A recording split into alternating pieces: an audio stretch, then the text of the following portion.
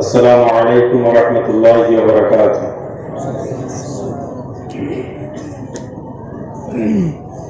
الحمد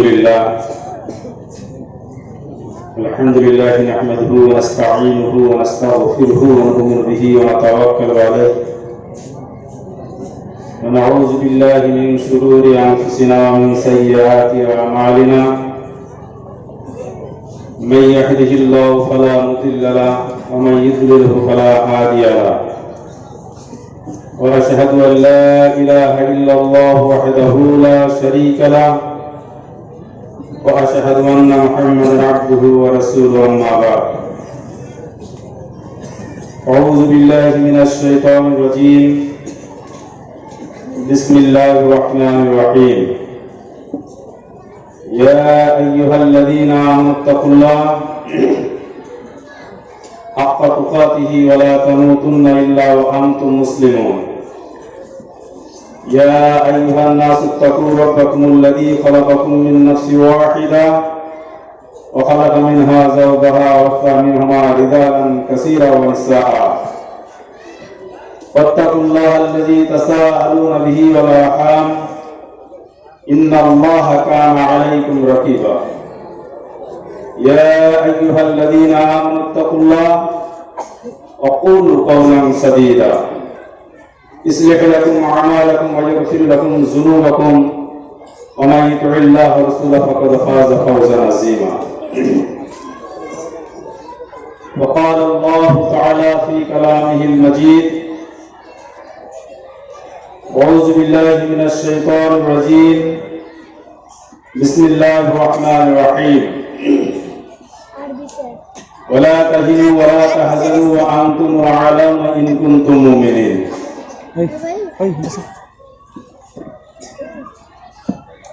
সম্মানিত জমিয়তে আহলে হাদিস কাকুরিয়া মুকাম কর্তৃক আয়োজিত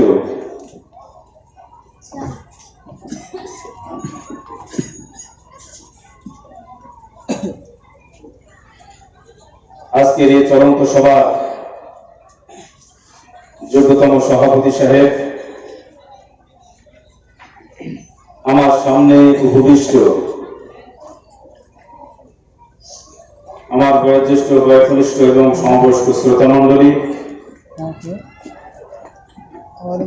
পর্দার অন্তরালে আমার স্নেহী মা এবং বোনেরা, জগতে স্তব স্তুতি গুণগান গুণকীর্তন সেই মহান রব্বুল আলামিনের, যে মহান রব্বুল আলামিন আমাদেরকে মানুষ করে সৃষ্টি করেছেন। দুলোক এবং ভূলোক, নবমণ্ডল এবং ভূমণ্ডলের মধ্যে লক্ষ কোটি সৃষ্টি মহান রব্বুল আলামিনের আমরা দেখতে পাই। সৃষ্টির সেরা হিসাবে আমাদেরকে মহান রব্বুল আলামিন মানুষ করেছেন। মানুষ কেন শ্রেষ্ঠ এর বিচার বিশ্লেষণ যদি করতে যাই সুদীর্ঘ সময় লেগে যাবে। মৌলিক কারণটি হলো মানুষের জ্ঞান মহান রব্বুল আলামিন আমাদেরকে দিয়েছেন। আধুনিক বিশ্বে, বর্তমান বিশ্বে আমরা যেখানে অবস্থান করছি, আজ থেকে 10 বছর পূর্বে যারা মারা গেছেন তারা যদি আজকে তাদেরকে কোন প্রকারে জীবিত হয়ে এই পৃথিবীতে তাদেরকে দেখানো হয়, অনেকে অস্বীকার করতে পারবেন এই পৃথিবীর মানুষ কিনা আমরা। মানুষের জ্ঞানের প্রতি এত বেড়ে গেছে, আধুনিক প্রযুক্তিতে এত বেড়ে গেছে,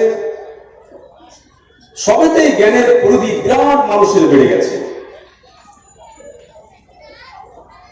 তো মানুষকে মহান রব্বুল আলামিন জ্ঞান দিয়েছেন, বিবেক দিয়েছেন, বুদ্ধি দিয়েছেন, চেতনা দিয়েছেন।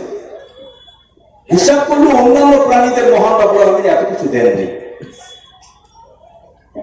মানুষ কত দুর্বল, এখনই যদি এখানে একটা সাপ চলে আসে আমরা সব পালাবো, কে কোথায় পালাবো, উদ্দেশ্য আমরা পালাবো। পেলাম, সিংহ যদি চলে আসে, বাঘ যদি চলে আসে, তাহলে শক্তিতে আমরা দুর্বল, আমরা অনেক কিছুতেই দুর্বল। শ্রেষ্ঠ কিসে? মানুষের জ্ঞানে। জ্ঞান আছে বলে মানুষ শ্রেষ্ঠ। কিন্তু যে মানুষকে শ্রেষ্ঠত্বের আসরে মহানবী বসালেন, বললেন এই মানুষকে মহান রাব্বুল আলামিন তিন শ্রেণীর মানুষকে লক্ষ্য করে বলছেন, তারা চতুষ্পদ জন্তুর ন্যায়। তিন শ্রেণীর মানুষকে বললেন, লাহুম কুলুবুন লা ইয়াফকাহুনা বিহা, যাদের হৃদয় আছে তারা বোঝে না। কি বোঝে না? আল্লাহর কথা বোঝে না। যাদের কান দেওয়া হয়েছে, কান দিয়ে ভালো কিছু শুনে না, চোখ দেওয়া হয়েছে, ভালো কিছু দেখে না।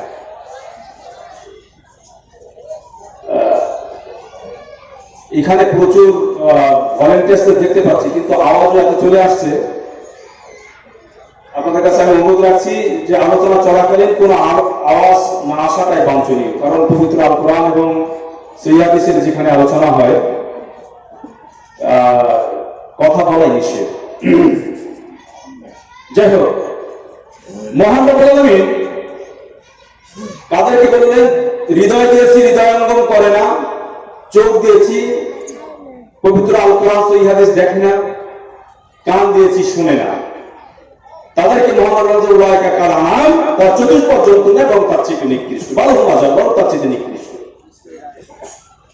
যেহেতু মহান রাব্বুল আলামিন আজকে আমাদের এখানে নিয়ে এসেছেন, সুতরাং সেই সিফাত, সেই গুণ থেকে, সেই গুণ থেকে আমাদেরকে হেফাজত করে যে মহান রাব্বুল আলামিন আমাদের এই পর্যন্ত আসার তৌফিক দান করেছেন, সেই মহান রাব্বুল আলামিনের নিমিত্তে আমরা তার প্রশংসা জ্ঞাপন করি।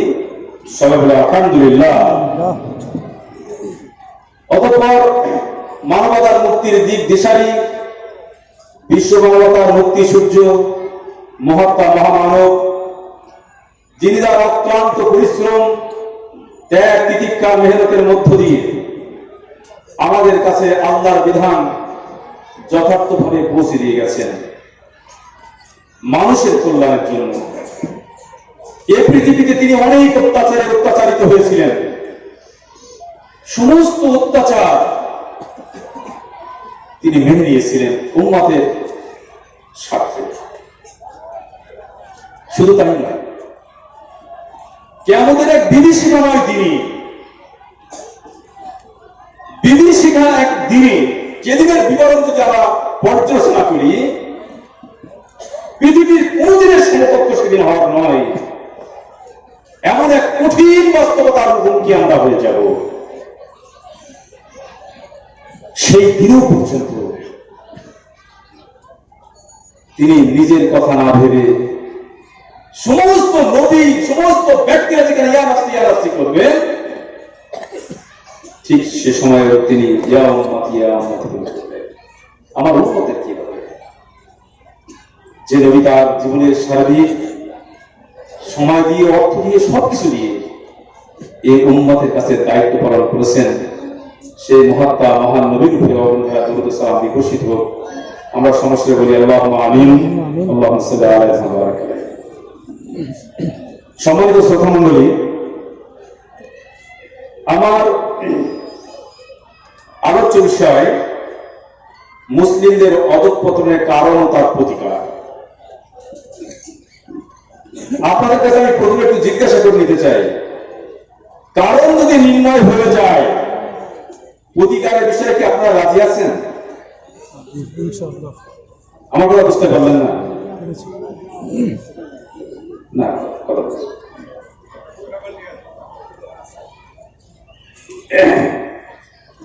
আমার আলোচ্য বিষয় মুসলিমদের অধঃপতনের কারণ এবং তার প্রতিকার।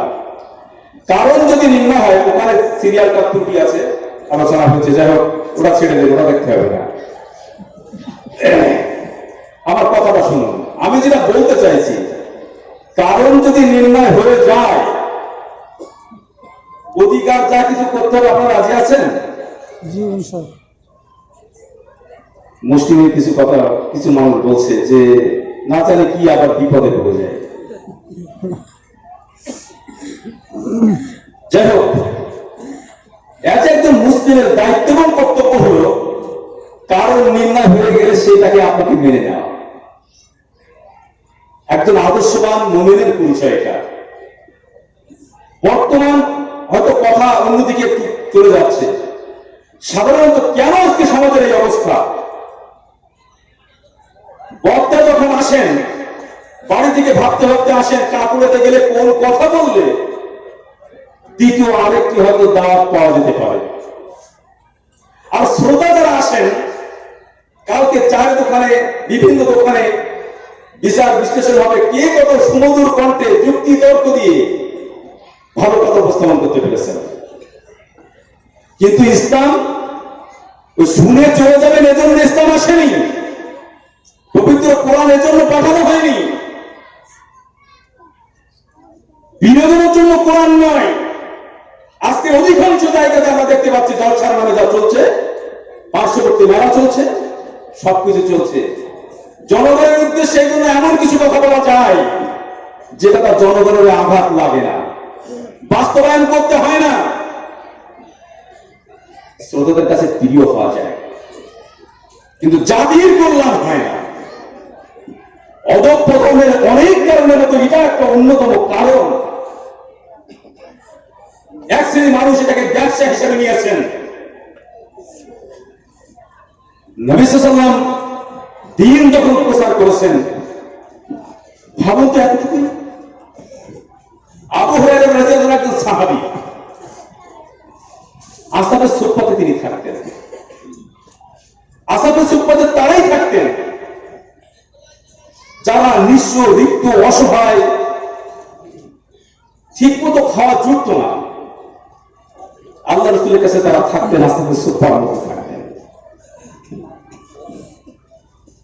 এই আসহাবের সুহবতের মধ্যে অন্যতম একজন সাহাবী হলেন আবু হুরায়রা রাদিয়াল্লাহু আনহু, যিনি সবচেয়ে বেশি হাদিস বর্ণনা করেছেন, যার কথা শুনলে আমরা আবেগে আপ্লুত হয়ে পড়ি। এই আবু হুরায়রা রাদিয়াল্লাহু আনহু, তাকে একদিন জিজ্ঞাসা করা হচ্ছে, আবু হুরায়রা, সবাই যখন মসজিদ ছেড়ে চলে যায়, রাসূল সাল্লাল্লাহু আলাইহি ওয়াসাল্লামের কাছ থেকে অনেকে কর্মব্যস্ততার জন্য চলে যায়, তুমি এই অবস্থায় পড়ে থাকো কেন? কোন অবস্থায়? জীর্ণকায়, শীর্ণকায়, পেটে খাবার নেই, কোদায় যন্ত্রণায় কাটলো, দেহে ভালো পোশাক নেই, শুয়ে থাকেন। অনেক সময় অন্য সাহাবীরা তার পায়ে আঘাত পর্যন্ত লাগে, চলার পথে পায়ে আঘাত লাগে। আপনাদেরকে জিজ্ঞাসা করছে কেন করতেন? তিনি বলছেন, আমার মনে বড় ভয় হয়, সবাই যখন চলে যায়, নবী সাল্লাল্লাহু আলাইহি ওয়াসাল্লাম যদি এই সময়ে কোন আমল করেন, কোন নির্দেশনা দেন, কোন আদেশ করেন আমাদের, হয়তো অনাগত ভবিষ্যতে উম্মতের জন্য সেটা উম্মত বঞ্চিত হয়ে থাকবে। সবাই চলে গেলেও আমি চলে যেতে পারি। এমনি ভাবে সাহাবীদের ত্যাগ তিতিক্ষার মধ্য দিয়ে আমাদের কাছে পবিত্র আল কোরআন এবং সহিহ হাদিস সুরক্ষিত হয়েছে। কিন্তু আজকে আমরা মুসলমানেরা অধিকাংশ ক্ষেত্রে দেখতে পাচ্ছি হাদিস কোরআনের নামে যা কিছু চলছে, এটা আপনারা বিলক্ষণ জানেন।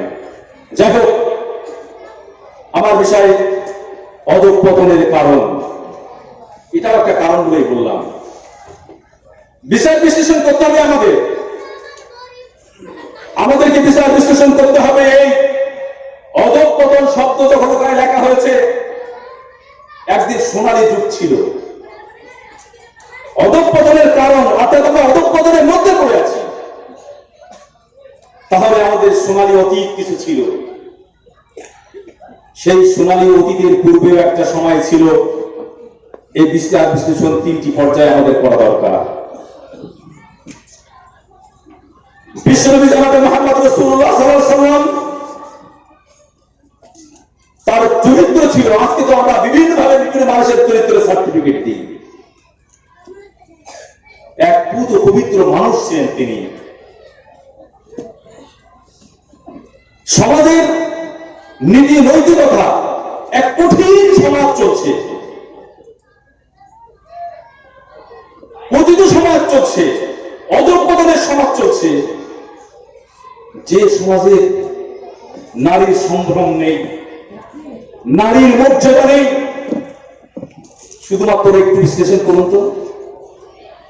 তাহিয়া কালবি বলে একজন সাহেবের নাম আমরা জানি। খুব সংক্ষিপ্ত ভাবে যদি বলি, ঘটনাটা এরকমই। তিনি যখন ব্যবসার জন্য বাড়ি থেকে চলে যাচ্ছেন,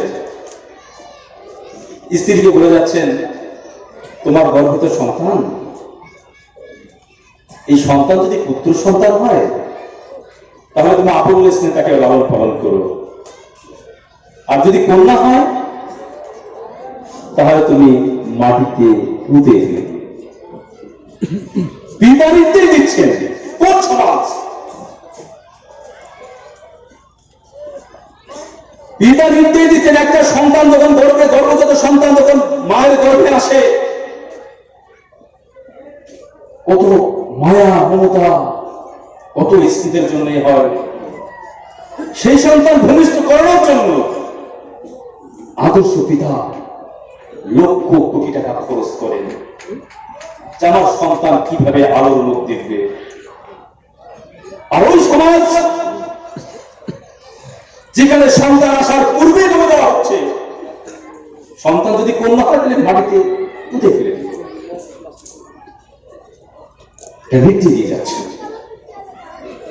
কোন সমাজ যেখানে চুরি ডাকাতি রাহাজানি নিত্য নৈমিত্তিক ব্যাপার ছিল? কোন সে সমাজ যে সমাজে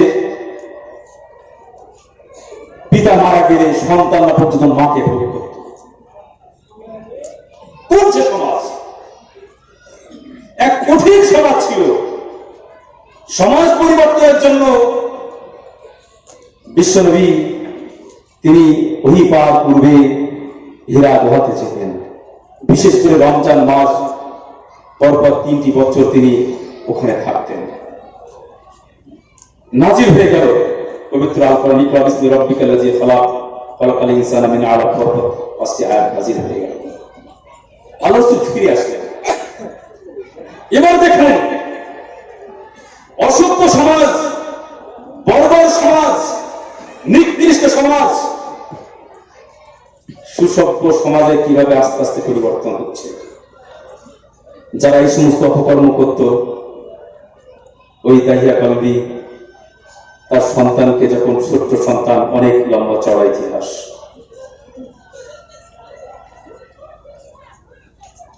যে যার নির্দেশ দিয়ে গেলেন সন্তান পূর্ণ হলে হত্যা করতে, সেই দাহিয়া কালবি একদিন ফিরে আসলেন। তিনি জানলেন যে আমার সন্তান হয়েছিল কন্যা, তাকে মাটিতে গ্রথিত করা হয়েছে, পুঁতে দেওয়া হয়েছে। একদিন জানতে পারলেন, কোন ক্রমে জানতে পারলেন, স্ত্রীর সাথে পরামর্শ করে, অনেক বড় ঘটনা, যে ওই সন্তানটা যদি আমার হতো কত ভালো হতো। স্ত্রী বলে ফেললেন, এটা তোমারই সন্তান। ফিরিয়ে নিয়ে আসলেন তিনি তীফান্তরের মরুভূমির মধ্য দিয়ে এক টকবকে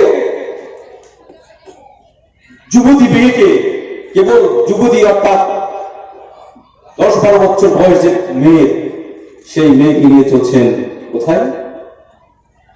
মরুভূমির উপর দিয়ে নিয়ে যাচ্ছেন। ভয় ভয়ে জিজ্ঞাসা করছে, আমাকে কোথায় নিয়ে যাওয়া হচ্ছে আপনার? তিনি বললেন, আরো সামনে চলো। একটা সময় নিজে হাতে গর্ত খুললেন, সেই গর্ততে নিজের সন্তানকে ধাক্কা দিয়ে ফেলে দিলেন। পাশে ছিল একটা পাথরের টুকরা, সেটাকে দিয়ে আঘাত করলেন। ধর বেগে রক্ত প্রবাহিত হতো। তার সন্তান আত্মচিৎকার করে দিয়ে বলছে, আব্বা আমি বাঁচতে চাই, আমি তোমার পরিচয় বাঁচতে চাই না, আমাকে বাঁচার অধিকার দেওয়া হোক। আল্লাহ রাসূলের কাছে এই ঘটনা বলে তিনি কাঁদছেন। দাড়ি মোবারক দাঁড়িয়ে তখন নদীর ধারা, চোখের পানির ধারা তখন প্রবাহিত হচ্ছে। আল্লাহ রাসূলের কাছে এমন একটি সমাজ ছিল, সেই সমাজ এমন একটি সমাজে পরিণত হয়ে গেল। আল্লাহ রাসূলের কাছে একদিন এক সাহাবী এসে বলছেন, ইয়া রাসূলুল্লাহ, আমি সুঠাম দেহধারী যুবক, যৌবন তাড়না আছে, আমি যুবক মানুষ, আমার জেনা করার অনুমতি দিন, আমাকে জেনা করার অনুমতি দিন। বিশ্বনবী বললেন, তুমি তো জেনা করতে চাইছো, তুমি যে কাজটা করতে চাইছো সেটা যদি তোমার মায়ের সাথে কেউ করে তুমি কি মেনে নেবে? বললেন না। ফুফার সাথে কেউ করলে মেনে নেবে না, মেয়ের সাথে করবে না। অনেক কথা জিজ্ঞাসা করলেন। তিনি বললেন, এটা যদি তুমি মেনে না নাও, তুমি যে পাপটা করতে চাইছো সেটা তো কারোর বোন, সেটা তো কারোর মা, সেটা তো কারোর খালা, সেটা তো কারোর ফুফু, তুমি কেমন ভাবে করবে এই কাজ? হাদিস সাক্ষী দিচ্ছে সেই সাহাবী আর দ্বিতীয় কখনোই কোনো পর নারীর দিকে চোখ তুলে তাকিয়ে দেখে। কি পেয়েছেন সেদিন? অবাক হয়েছে দেখতে। দিন প্রচার চলছে, মানুষের সংশোধন চলছে, 2 ঘন্টা পরে শেষ হয়ে যাবে। স্রষ্টা সম্পর্কে ধারণা দেওয়া হচ্ছে। ইস্তেমার থেকে আছে, কঠিন থেকে কঠিনতর পরিস্থিতি দিয়ে 2 ঘন্টা ধরো। যখন সাহাবীদের অত্যাচার দেখছেন, কোন অত্যাচার? কাকুরিয়া চোখের সামনে খাব্বাবের উপর অত্যাচার দেখছেন, চলে আসছে 2 ঘন্টা। খুবাবের উপর অত্যাচার দেখছেন, বিলালের উপর অত্যাচার দেখছেন। এই কঠিন অত্যাচার যখন দেখছেন, একদিন খাব্বাব রাদিয়াল্লাহু তাআলা আল্লাহর রাসূলের কাছে গেলেন। আল্লাহর রাসূলের কাছে গিয়ে বলছেন, ইয়া রাসূলুল্লাহ, আপনি তো আমাদের উপর অত্যাচার দেখছেন, এই অবস্থার পরেও কি আপনি আমাদের জন্য কি দোয়া করবেন না? একটু কি দোয়া করবেন না আমাদের জন্য? বলছে, খাব্বাব শোনো, তোমরা বড় তাড়াহুড়ো করছো, আমি সেই দিনের অপেক্ষা করছি যিনি সালাতুল বিদা থেকে হাজরে মাউত পর্যন্ত একজন সুন্দরী সুস্থিরী তরুণী নারী পদচারণা করবে, কেউ তার দিকে তাকিয়ে দেখবে না। শুধু তাই নয়, আমরা হাতের পায়ের নাম জানি, বিশ্ববিখ্যাত একজন দাতা ছিলেন, তার পুত্র যখন আল্লাহ রাসূলের কাছে আসলেন, আদি বিন হাতেম, আল্লাহ রাসূলের কাছে আসার সাথে সাথে তিনি বলছেন, আদি, ইসলাম কবুল করার ক্ষেত্রে তোমার প্রতিবন্ধকতা কোথায়, তোমার মনের ভিতরে কেমন কি হচ্ছে এটা আমি জানি।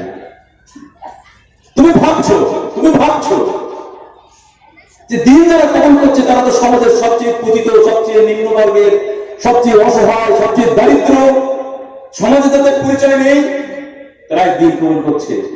এটা তোমার সংকোচ হচ্ছে, তুমি অর্ধিষ্ণ পরিবারের সন্তান, তুমি সম্ভ্রান্ত পরিবারের সন্তান, এটা তোমার সংসার সন্দেহ হচ্ছে।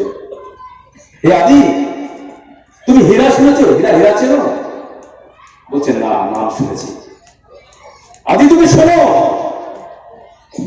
ওই হীরা থেকে মহিলারা মক্কাতে আসবেন, তাওয়াফ করবেন, সাথে কোনো সাথী থাকবে না, বিনা সাথীতে একজন নারীরা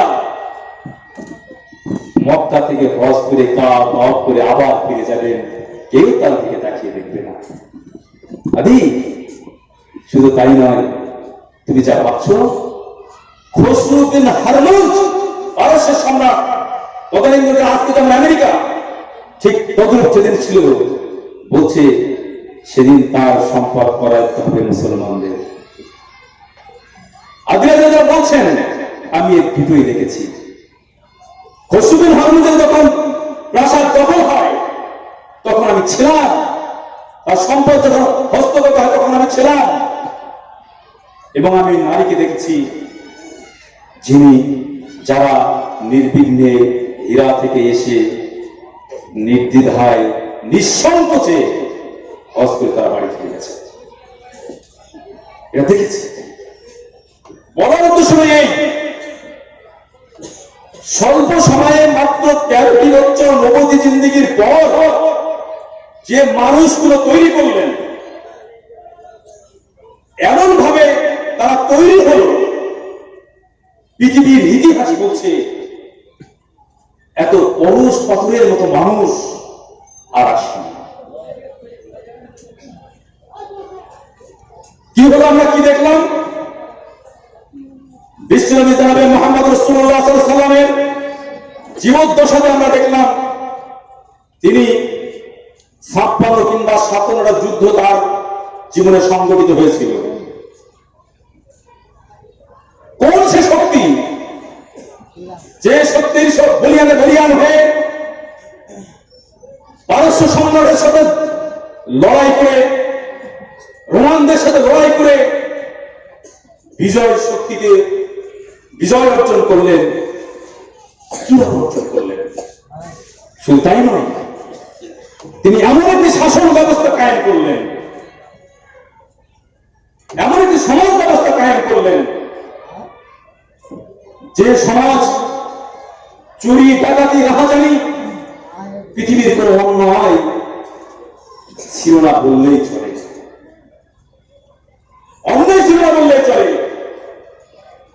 শুধু তাই নয়, অনেক ক্ষেত্রে প্রবৃত্তির দ্বারা বাড়ে, সাহাবীদের দ্বারা অন্যায় হয়ে গেছিল ইসলাম গ্রহণ করার পূর্বে বা ইসলামের পরে, গ্রহণ করার পরে। রাতের অন্ধকারে যে পাপ করেছেন, পৃথিবীর কোন চর্মচক্ষে সেই পাপকে কেউ দেখেনি, আল্লাহ রাসূলের কাছে এসে ধরা দিচ্ছেন যে আমি পাপ করেছি, আমাকে রজন করা হোক, আমি জিনা করেছি, আমাকে রজন করা হোক। তাহারা যে যার ইতিহাস বলছে ইসলাম কবুল করার পূর্বে যে তাহারা জেলা পেশা ছিল, জীবিকা ছিল চুরি ডাকাতি করে সম্পদ অর্জন করা। সেই তারা দিন গ্রহণ করার পর একটি সময় খুব কি করতে বিমূঢ় হয়ে পড়লেন, অনেক পয়সা জমে গেছে, স্ত্রীর কাছে পরামর্শ করছেন আমি তো শেষ হয়ে গেলাম, উদ্বিগ্ন দরকার কি হয়েছে, আমার অনেক সম্পদের মালিক হয়ে গেছে, চিন্তার কোনো কারণ নেই। গরিব দুস্থ অসহায় আমাদেরকে ডাকেন, তাদের কাছে অর্থ বিলিয়ে দেন, সেটাই পরামর্শ বিলিয়ে দেওয়া হবে, বিলিয়ে দিলেন। আমি বলতে চাইছি এই কথা যে পরামর্শের পর একটা অসভ্য, দুর্বৃত্ত, পাষাণ এক জাতিকে সুসভ্য জাতিতে পরিণত করলেন। বিজয় অর্জিত হয়ে গেল মুসলমানদের। আল্লাহ নবী 10টি বছর মদিনার শাসনভার কায়েম ছিল তার হাতেই। তিনি মারা গেলেন।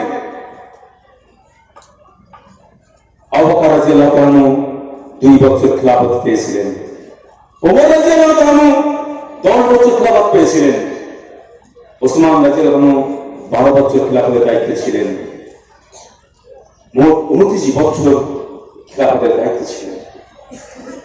দিক বিদিক মানুষের ইসলাম বিজয় কেবল চারিদিকে বিজয় অর্জন হচ্ছে, অর্ধ পৃথিবী অর্ধাগত হয়ে গেল মুসলমানদের। শুধু তাই নয়, একটি একটি একটি একটি করে পর্যালোচনা যদি আমরা করি তাহলে দেখতে পাবো যে আজ থেকে প্রায় 200 বছর আগ পর্যন্ত, আব্বাসীয় বা ওসমানীয় জামানা পর্যন্ত মুসলমানরা ছিল গোটা পৃথিবীর একক শক্তিধর জাতি ছিল। তার জাতি ছিল। আজকের পৃথিবীকে আমরা মুসলিম, বর্তমান পৃথিবীকে প্রায় 750-800 কোটি মানুষ, 750 কিংবা 800 কোটি মানুষের মধ্যে গোটা পৃথিবী পর্যালোচনা করলে প্রায় 3 ভাগের 1 ভাগ মুসলিম, 3 ভাগের 1 ভাগ মুসলিম। শুধু তাই নয়, গোটা পৃথিবীতে স্বাধীন দেশের সংখ্যা 195 আর মোট দেশের সংখ্যা 233। মুসলিমদের হাতে আছে স্বাধীন দেশের মধ্যে 57টি দেশ এবং গোটা পৃথিবীর 65টা দেশ মুসলিমদের হাতে। শুধু তাই নয়, গোটা পৃথিবীর যে ভূখণ্ড, সেই ভূখণ্ডের 1/3 মানে 1/3 মুসলমানদের দখলে। সারা পৃথিবীতে যে তেল ডিজেল আমরা দেখি, পেট্রোল দেখি, জ্বালানি যেটা দেখি এবং গ্যাস যেটা প্রয়োজন হয়, গোটা পৃথিবীর 80% মুসলিমদের দখলে। গোটা পৃথিবীতে রাবার এবং পাটের যে চাহিদা আছে তার 75% মুসলিমদের দখলে। গোটা পৃথিবীর যে সোনা, সোনা খুব দামি জিনিস, সেই সোনা 65% মুসলিমদের দখলে। গোটা পৃথিবীর প্রায় 3 কোটি সৈন্য আছে, গোটা পৃথিবীর সৈন্য সংখ্যা আছে প্রায় 3 কোটি, তার 1 কোটি হল মুসলিম। গোটা ইউরোপ এবং আমেরিকায় যে অর্থ বিনিয়োগ হয় সারা বিশ্বের মধ্য থেকে, মুসলিমদের সেখানে অর্থের বিনিয়োগ 75%। ইউরোপ আমেরিকায় মুসলমানদের সম্পদ সেখানে বিনিয়োগ হচ্ছে। আজকে বলুন, মুসলমানদের হাতে কি নেই আজ? 65টা দেশের মালিক, 1 কোটি সৈন্যের মালিক, 800 কোটি যদি মানুষ হয়, 1/3 তারা। অনেক কিছু তো আছে। সোনার মালিক 65%, বিরাট অংশ। টাকা হিসেবে বিরাট, সারা পৃথিবীর সবচেয়ে টাকার দাম, কুয়েতের টাকার দাম, সবই তো আছে। মুসলমানদের নেই। আজকে অধঃপতন কেন? অবাক হয়ে যেতে হয়। মুসলমানদের আজকে সৈন্যতে বেশি, মুসলমানদের জনসংখ্যায় বেশি, ভূখণ্ডে বেশি, অর্থেতে বেশি, সবেতেই বেশি। মার খাচ্ছে কারা বেশি? হ্যাঁ, মুসলমানরাই। মার খাচ্ছে সবচেয়ে বেশি মুসলিমরা। যাদের দিকে তাকাতে সাহস পাবে না কাফের বেঈমান নাস্তিকেরা। আজকে তারা মার খাচ্ছে কেন? কিসের কারণে? এত সম্পদ, এত কিছু থাকার পরেও মুসলমানদের এই দৈন্যদশা কেন? যদি আমরা হাদিসের দিকে ফিরে যাই, কোরআনের দিকে ফিরে যাই, তাহলে আমরা দেখতে পাবো যে আমাদের কোথায় ঘাটতি হয়েছে। ঘাটতিটা কোথায় হয়েছে? সবকিছু মনে হচ্ছে পবিত্র আল কোরআন এবং সেই হাদিসের মধ্যে। আল্লাহর যখন জিজ্ঞাসা করা হচ্ছে এই পরিস্থিতিতে একদিন আসতে পারে, আল্লাহর সাথে জিজ্ঞাসা করা হয়েছিল, তখন তিনি বলেছিলেন, সাহাবীরা জিজ্ঞাসা করলেন, আমাদের কি সেদিন সংখ্যায় আমরা কম হবো? আল্লাহ রাসূল বলেছিলেন, না, সংখ্যায় তোমরা কম হবে না। তোমাদের অবস্থা তো তদ্রূপ, যেমন খাবার রাখা হয় একটা পাত্রে, চারিদিকে বসে সেই খাবার থেকে খাওয়া হয়, সমস্ত বিজেপীয় শক্তি তোমার বিরুদ্ধে এমন ভাবে তারা লড়াই করবে, খাদ্য হিসেবে তোমাদের জিজ্ঞাসা কেন এটা হবে? আমাদের কম মতো বুঝছেন না, তাহলে আমাদের ভিতরে অহং ঢুকিয়ে দেওয়া হবে। সংখ্যায় বেশি হবো, সংখ্যায় বেশি হওয়ার পরেও আজকে গোটা পৃথিবীতে মুসলমানদের যদি অত্যাচারের কথা বলি, যে কত অত্যাচারিত মুসলমানেরা, কোন অপরাধ আজকে আমাদের বলেন, যে দেশ স্বাধীন করার জন্য এদেশের হিন্দুরা যদি, অন্য ধর্মের মানুষ যদি এক মন রক্ত দিয়ে থাকে, মুসলমানেরা দিয়েছে টন টন রক্ত মুসলমানরা এই দেশকে স্বাধীন করার জন্য, এই দেশকে স্বাধীন করার জন্য। আজকে সেই দেশে দাঁড়িয়ে, সেখানে দাঁড়িয়ে আমরা এদেশের নাগরিক কিনা, আমরা দেশের অধিবাসী কিনা প্রমাণ দিতে হচ্ছে আমাদের। আমরা সেই ভয়ে ভীত, বিহ্বল হয়ে পড়েছি, বিহ্বল হয়ে পড়েছি। আমাদের ভয় ঢুকিয়ে দেওয়া হচ্ছে, ভয় ঢুকিয়ে দেওয়া হচ্ছে। কেন? যদি আমরা বিচার বিশ্লেষণ করি তাহলে দেখতে পাবো এর অবস্থা থেকে প্রতিকারের পথ কি। মহানবী তো দায়িত্ব নিয়েছেন, আল্লাহ নিজেই বলছেন, ওয়াল্লাযী আরসালা রাসূলাহু বিল হুদা ওয়া দীনিল হক লিইয়ুযহিরাহু আলা দীনি কুল্লি। ওয়াকাফা বিল্লাহি শাহিদা। সমস্ত দিনের উপরে মুসলিমদেরকে বিজয় দেওয়ার কথা বলা হয়েছে। আমরা সেখানে পৌঁছতে পারছি না কেন? আমাদের ঘাঁটিটা কোথায়, প্রতিকারটা কি আছে? এই প্রতিকারের বিশ্লেষণ করতে গেলে অনেক বিষয় এসে যাবে। শুধু একটি দুটি মাত্র কারণ বলে আমি আমার আলোচনা শেষ করব। মহান বলছে ওয়ালা তাহিনু ওয়ালা তাহজানু ওয়া আনতুমুল আ'লাউনা ইন কুনতুম মুমিনিন। প্রতিকার তো একটাই পথ তো একটাই। আমরা হাজার কারণ বিশ্লেষণ করতে পারি, এটা কারণ সেটা কারণ ওটা কারণ ওটা কারণ ডাক্তার আমাকে। আল্লাহ বলছেন কারণটা কি? ওয়ালা তাহিনু ওয়ালা তাহজানু ওয়া আনতুমুল আ'লাউনা ইন কুনতুম মুমিনিন। একটাই সত্য, কি হতে হবে? মুমিন হতে হবে। আজকে আমরা প্রকৃত অর্থে সেই মুমিনের খাতায় নাম লেখাতে পেরেছি কি? আমরা কি প্রকৃত অর্থে মুমিন হতে পেরেছি কি? আমরা যদি প্রকৃত অর্থে মুমিন হতে পারি, যদি প্রকৃত অর্থে কোরআন এবং সেই সুন্নাহ মেনে চলতে পারি, বিজয় হাজারের ভাষণে আল্লাহ রাসূল আমাদের অনাগত ভবিষ্যতের জন্য সমস্যার ক্ষেত্রে দিক নির্দেশনা দিয়ে গেছেন। কি বলেছেন? তারাকতু ফীকুম আমরাইন লাম তাজিল্লু মা তামাসসাকতুম বিহিমা কিতাবাল্লাহি ওয়া সুন্নাহ। আল্লাহ এবং আল্লাহর রাসূল যে কথা বলেছেন, যদি প্রকৃত অর্থে আমরা সেদিকেই ফিরতে পারি, সেদিকে যদি আমরা চিন্তা ফিকির করতে পারি, তাহলে আমাদের আবার পৃথিবীর সর্বশ্রেষ্ঠ আসনে বসা সম্ভব, নতুবা কখনোই নয়।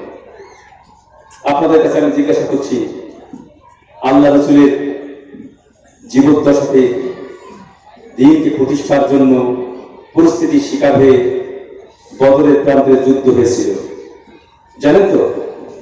সৈন্য সংখ্যা কত ছিল? মুসলিমদের সৈন্য সংখ্যা কত ছিল? 313। অমুসলিমদের 1000-এর অধিক। 1000-এর অধিক। সেই সৈন্যের বিরুদ্ধে জয়ী হয়েছিল মুসলমানরা?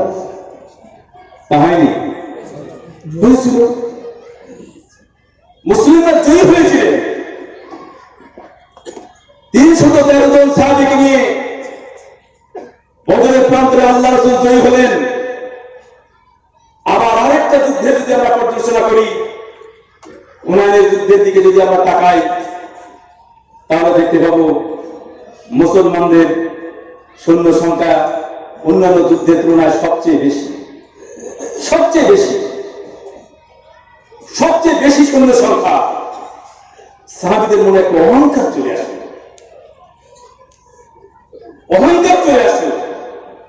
আজকে তো আমরা সৈন্য সংখ্যা বেশি, আমাদের কাছে আধুনিক যুদ্ধাস্ত্র আছে, আমরা অনেক কিছু আছে, টকবক করে উঠছে সাহাবীদের মধ্যে। কিন্তু এমন ভয় আল্লাহ সেদিনকে তাদেরকে পাইয়ে দিলেন, এমন অবস্থা সৃষ্টি হলো না যুদ্ধে। আল্লাহ রাসূল এবং কতিপয় কয়েকজন সাহাবী ছাড়া সৈন্য সংখ্যা সব পালিয়ে দিলেন না, পালাতে বাধ্য হলেন। তাহলে আমরা বিচার বিশ্লেষণ করতে পারি এই যে সৈন্য সংখ্যা বেশি থাকার পরেও যুদ্ধে কিন্তু বিজয় অর্জন হয়নি। এই দুটো যুদ্ধে মহান রাব্বুল আলামিন আকাশের ফেরেশতা দিয়ে সাহায্য করেছিলেন। যখন সব পলায়ন করলেন, একটি পর্যায়ে আল্লাহ রাসূল দৃঢ় হিম্মতের ন্যায় দাঁড়িয়ে যে আবার নেতৃত্ব দিলেন, সাহাবীরা ফিরে আসলেন, যুদ্ধ বিজয় অর্জিত হল। তাই সৈন্য সংখ্যা আমাদের কাছে ফ্যাক্টর নয়। শুধু তাই নয়, আপনারা বদরের কথা জানেন। বদরের যুদ্ধ হয়েছিল, বদরের যুদ্ধ সংগঠিত হচ্ছে। আব্দুল্লাহ বিন জুবাইরের নেতৃত্বে 50 জন সাহাবীকে নির্দেশ দিলেন আল্লাহ রাসূল, তোমরা এই পাহাড়ের পাদদেশকে সুরক্ষিত রাখবে আমার পরবর্তী নির্দেশ না দেওয়া পর্যন্ত। নির্দেশ দিলেন আল্লাহ রাসূল। একটি পর্যায়ে দেখা গেল যে বিজয় অর্জন হয়ে গেছে, বর্জিত হয়ে গেছে মুসলিমদের, গনিমতের মাস সংগ্রহ চলছে। ইত্য বছরের বিবেক খাটানো হলো, বিবেক। ওই সাহাবীরা যাদের দায়িত্ব ছিল পাহাড়ের ওই পাদদেশটাকে সুরক্ষিত করে রাখা, তারা যখন অরক্ষিত রেখে গনিমতের মাল সংগ্রহ করা আল্লাহ রাসূলের দ্বিতীয় নির্দেশ পাওয়ার অপেক্ষা করেন, নিচে নেমে আসলেন। ঠিক অতর্কিত হানা দিয়ে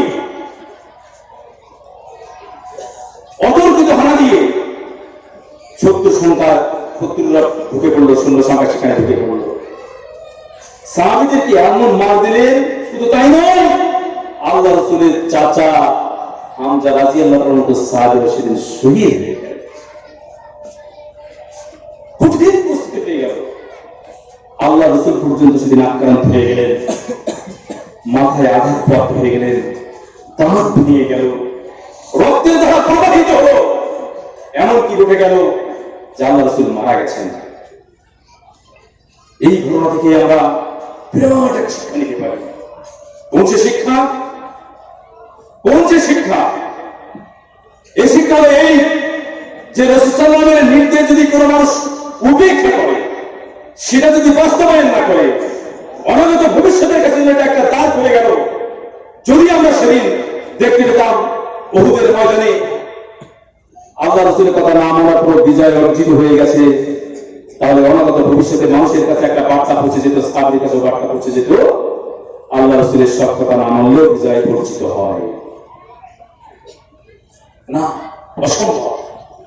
মুসলিমদেরকে বিজয় অর্জন করতে হলে, হিন্দু গৌরব ফেরাতে হলে আমাদের দ্বিতীয় কোনো পথ নেই, একমাত্র পবিত্র কোরআন এবং সহিহ হাদিসের অনুসরণ অনুকরণ ব্যতী রেখে। আমাদের অনেক কথা বলতে পারি, অনেক কিছু কথা বলতে পারি, কিন্তু মৌলিক কারণ হলো এটাই যে আমাদের হিন্দু গৌরব দেখিয়ে দিতে চাই। আপনারা ভাবতে পারেন, একটু ভেবে দেখুন, মুসা আলাইহিস সালামকে যখন ফিরআউনের সৈন্য তাড়িয়ে নিয়ে যাচ্ছেন, একেবারে কাছাকাছি বসে গেছে, তারা বলছেন এই তো ধরা পড়ে গেলাম আমরা। ইমানের মাপকাঠি দিয়ে মুসা আলাইহিস সালাম বলছেন আল্লাহ কখনোই নয়, অসম্ভব। কাছে শূন্য। আচ্ছা, মুসা আলাইহিস সালাম কি জানতেন যে আমার হাতের লাঠিটা আছে, লাঠিটা নদীতে মারলে পথ তৈরি হয়ে যাবে? জানতেন কি? জানতেন না। তবু ঈমান এমন একটি জিনিস, সেই ঈমানের মাপকাঠিতে তাদেরকে তাড়া করছেন, তারা সামনে যাচ্ছে। যখন একেবারে অন্তিম সময় চলে আসলো, দায়িত্ব হলো আল্লাহ তাদেরকে সাহায্য করা। আল্লাহ সেদিন সাহায্য করেছিলেন। আমরা এমনি ভাবে বিচার বিশ্লেষণ যদি করি তাহলে দেখতে পাবো বদরের প্রান্তে আল্লাহর প্রয়োজন ছিল। আল্লাহ রাসূল কি করেছিলেন? এক মুষ্টি বালু নিয়েছিলেন, ছড়িয়ে দিয়েছিলেন। এক মুষ্টি বালু সমস্ত কাফেরদের চোখে চলে গেল। বালি চলে গেলে কি হয় আপনারা জানেন? চলে গেল। সাহায্য করার দায়িত্ব আল্লাহ। সাহায্য যদি করি আমরা, আল্লাহ নিজেই কোরআনে বলছেন, তোমরা যদি আমাকে সাহায্য করো আমি তোমাদেরকে সাহায্য করব। শুধু তাই নয়, বসে থাকতে হবে না, কাজটা করতে হবে। আপনারা জানেন ইসমাইল আলাইহিস সালাম তার মা হাজেরাকে এক কঠিন সময় আমার শেষ হয়ে গেছে, তাকে খাবার নেই, কিছু নেই। একটা মহিলাকে বলছে তুমি খেজুর গাছ বলে ধাক্কা দাও। আচ্ছা, খেজুর গাছ যে ধাক্কা পুরুষেরা দিতে পারে না, মহিলাদের দিয়ে সেটা কি সম্ভব হয়? আর সে খেজুর গাছে ধাক্কা দিলে কি খেজুর পড়ে? তথাপি আল্লাহ নির্দেশ, তুমি তো কিছু করো, তোমার যেটা আছে তুমি সেটা দিয়ে চেষ্টা করো। আজকে আমরা মনে করছি আমাদের বিজয় অর্জন এমনি হয়ে যাবে নয়। আজকে আমাদের যদি সেই সমাজ করতে হয় তাহলে আমাদের ফিরে আসতে হবে পবিত্র আল কোরআন এবং সহিহ হাদিসের দিকে। বিশ্ব মাঝে ছিল সেরা হয়ে মুসলমান, লাঞ্ছিত আর বঞ্চিত করা হয় ছাড়িয়ে রাখা।